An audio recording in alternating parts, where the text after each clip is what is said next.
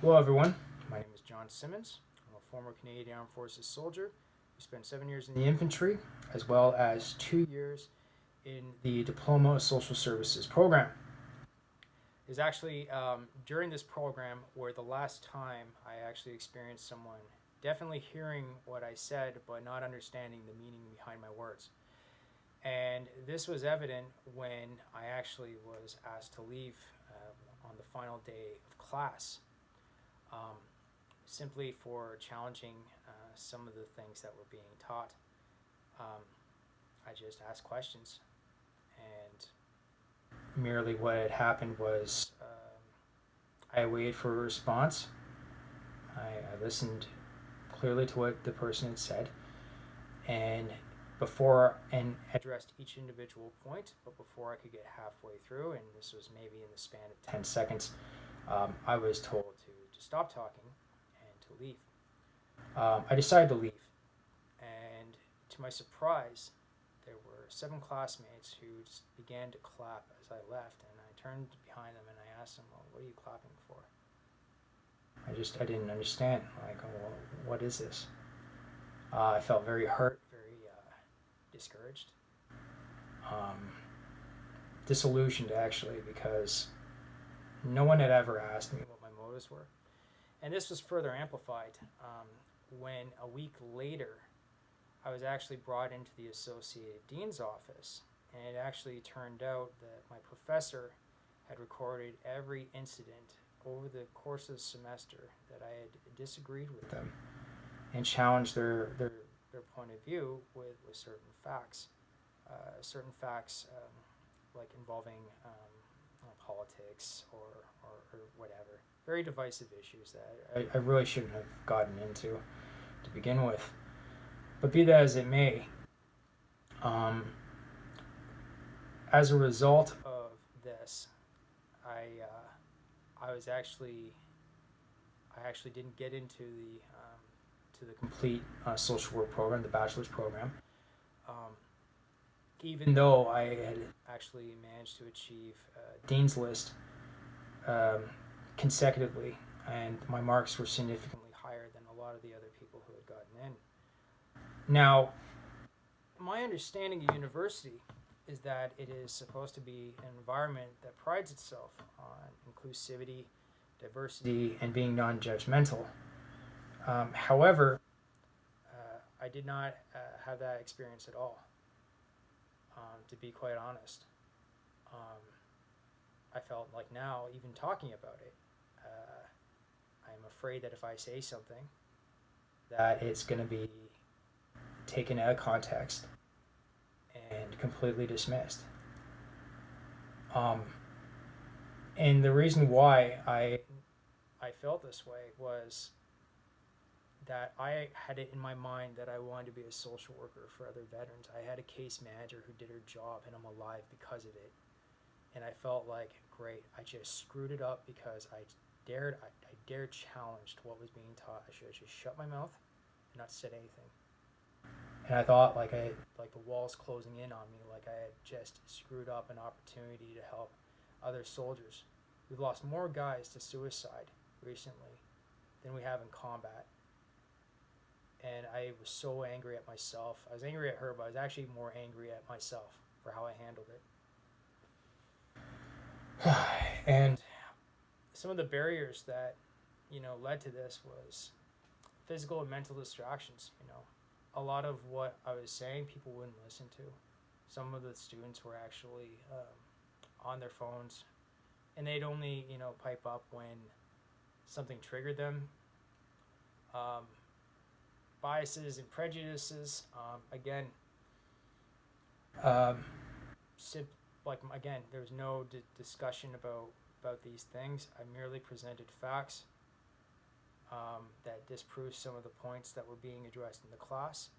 It was taken as making it an unsafe space, and I just simply for merely pointing out some of the inconsistencies and challenging somebody on what was being said. I thought university was designed for this very thing.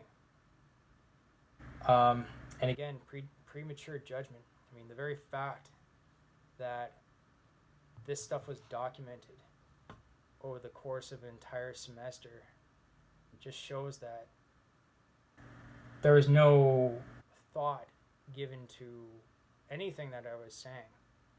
Just simply, I don't like what he's saying. We have to shut this down. We can't have people say those things. It's unsafe. So as I said earlier, I felt very disillusioned.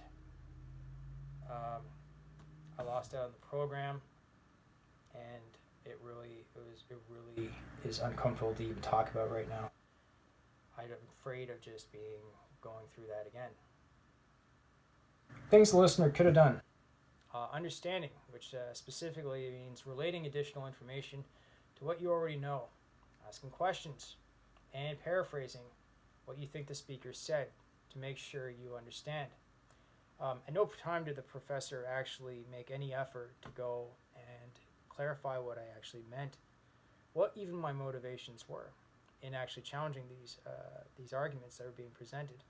And had they actually asked that question, my answer would have been, because we've been trying these programs for a long time. You can't simply blame a political ideology when said political ideology, and in this case was conservatives, haven't actually been in power provincially since 1927.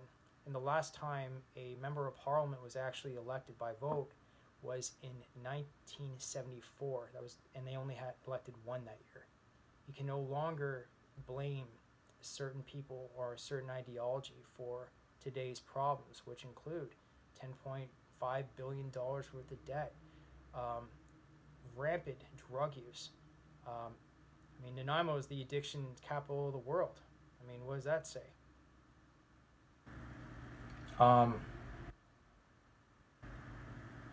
Non-judgmental and critical listening, keeping an open mind. That means avoid filtering out difficult messages and recognizing one's own bias. Now, I actually did this. I understand that, yes, I am right-leaning in some areas. I'm also left-leaning. I don't think in terms of political ideology. I think in common sense. I think in issues that affect everybody. It's why I got into this program. I don't want to define the problem over and over. I want to actually find a solution. And if you keep an open mind, then maybe you might just learn something. Maybe we actually get that closer to finding common ground in solving these problems that affect everybody. Addiction, poverty, and death. These are things that affect everybody. And they can strike at any time. They are equal opportunity killers. And I thought mainly that these are things that we could unite under. Active and inactive listening. That means being an active listener, paraphrasing the speaker's meaning, understanding and expressing the message of the speaker's feelings, and asking questions when necessary. No such thing was actually given. There was no effort to actually really understand what I was saying. To be fair, though, we did actually go talk afterwards a couple of months ago, about a month or so ago, in their office, but we really didn't find any common ground at all, and that's partially my fault. I chose the wrong environment to go and have these conversations. And this is the big one, I would say. This next one is cultural differences in listening. It means being flexible when listening in a multicultural setting, realizing that people from other cultures give different listening cues and may operate with different rules for listening. Okay. When I listen to somebody, what I'm looking for is what's actually coming out of somebody's mouth. I don't associate any specific meaning or hidden agenda. I'm kind of oblivious that way, maybe a little bit too gullible. Also, being in the armed forces, I'm very direct and to the point. I don't have whether it's appropriate or not, I'm very direct. You ask me a question, you're going to get an answer.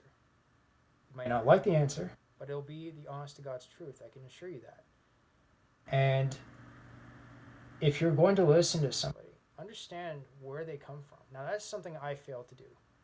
I failed to acknowledge that I'm surrounded by, for all intents and purposes, people who are about 10 years younger than me, who are still trying to figure out their life, who don't really have a full grasp or understanding as to how certain things work, such as government, who weren't really even alive when a lot of these, huge issues that they're studying actually happened. So the way I communicate is something I actually have to be sensitive to.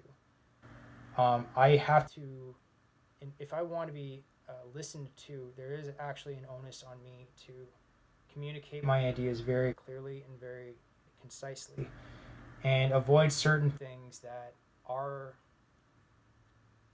could be taken the wrong way, unless, of course, I establish history. As you saw with a lot of people working Guatemala, and before they could actually go and go through the entire stages of communication and listening, they actually had to build rapport, and unfortunately I never took the time to do that. So that's my video, and if you have any questions, please let me know. Thanks for listening. Bye.